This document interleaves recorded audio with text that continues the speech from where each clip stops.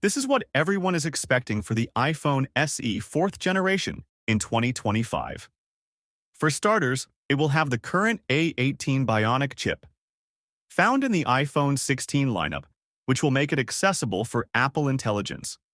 Next, it will have the Action button, which is currently found in the iPhone 15 Pros and the current iPhone 16 lineup. It will have the same design as the iPhone 14, but only with a single 48-megapixel camera lens. It will have a 60Hz OLED 6.1-inch display. We are expecting a USB-C charging port and a way better battery life. We will still receive a notch instead of the dynamic island since this is a budget model. All in all, for $500, this might be a really good iPhone to buy. Will you buy it? Let me know in the comments and subscribe for more videos like this one.